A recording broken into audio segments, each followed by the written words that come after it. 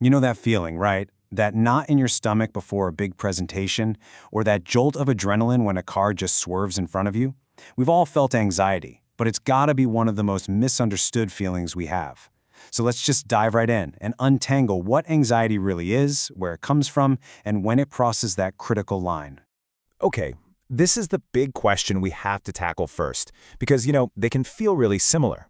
But the difference between fear and anxiety is the absolute key to understanding everything else. It's kind of like the difference between a smoke alarm going off when there's a fire and one that just won't shut off. So here's the deal. It really just comes down to timing. Fear is happening right here, right now. It's that immediate fight or flight kick when you see a snake on a hiking trail.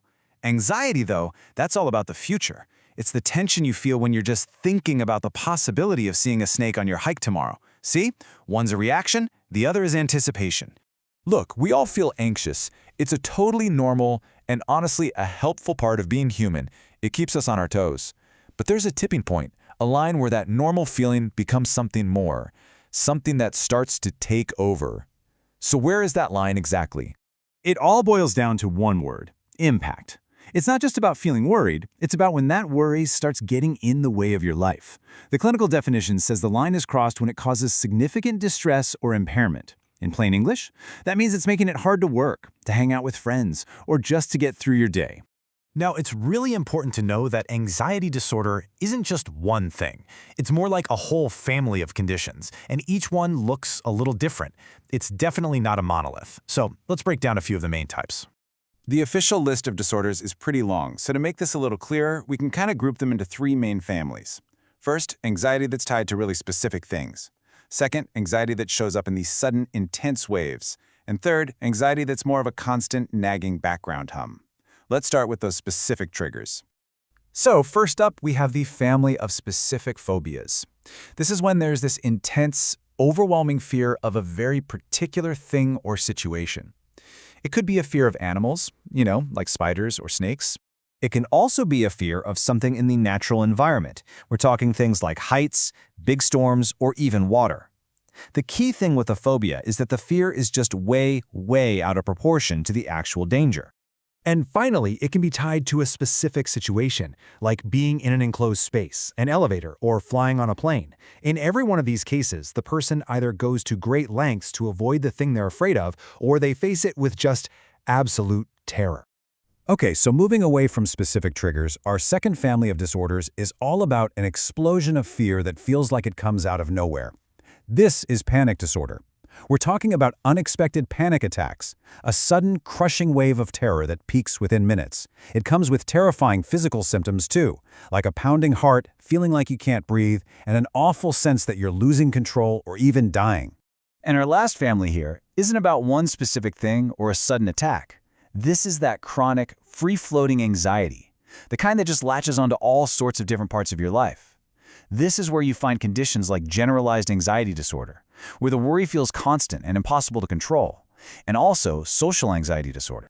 Now, here's something interesting that comes up again and again in the research. There's a real gender difference. For a lot of these disorders, including generalized anxiety and panic disorder, women are diagnosed about twice as often as men. The reasons for this are super complex, a mix of biology, social factors, even reporting differences. But that 2-to-1 ratio is a pretty solid finding. Okay, so we've talked about the what. Now let's get to the why. What is actually going on inside our bodies, inside our brains, that creates these experiences? To get some answers, we got to start with the biology. So, what's that all about? Okay, so think of your brain as having this super sophisticated threat detection system. The main player here is the amygdala. It's like the smoke alarm. It screams danger when it senses a threat. Then you have the medial prefrontal cortex, which is like the command center. Its job is to look at the situation and tell the amygdala, hey, stand down, it's just a false alarm.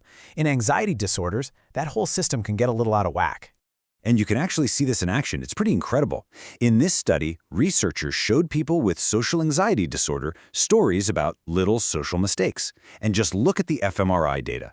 The chart shows that when faced with an unintentional blunder, the brains of people with social anxiety, that's the blue bar, had a much, much stronger threat response than the control group. Their internal alarm was just way more sensitive. So, what about our genes? Do they play a role? Well, yeah, they do. Twin studies help us figure out the heritability of these things. For panic disorder, it's about 43%, and for generalized anxiety, it's around 32%. Now, this doesn't mean there's some single anxiety gene, but it does mean that your genetics can create a kind of biological vulnerability that makes someone more predisposed.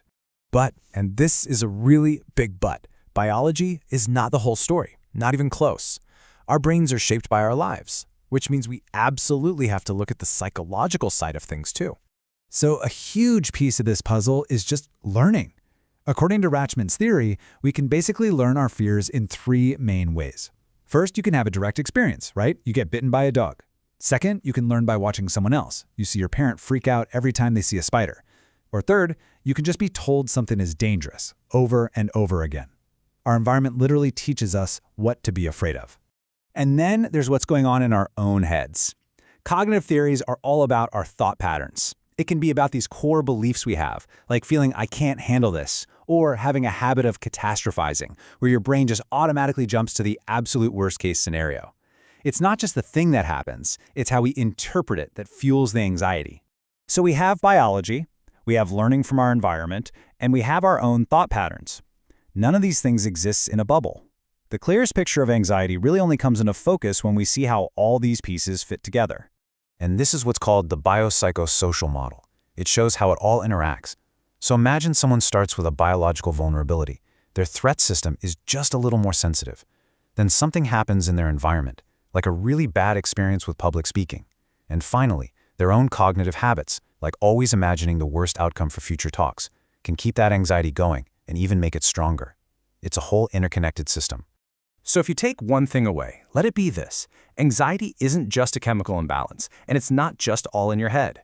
It is a deeply, deeply complex condition that comes from this constant dance between our biology, our psychology, and our life experiences. So anxiety isn't just one thing, is it? It's not just a feeling or a brain state or a learned behavior. It's all of those things woven together. And knowing how complex it is doesn't just help us understand the disorder. It can also change how we see the people living with it, hopefully moving us from judgment toward empathy.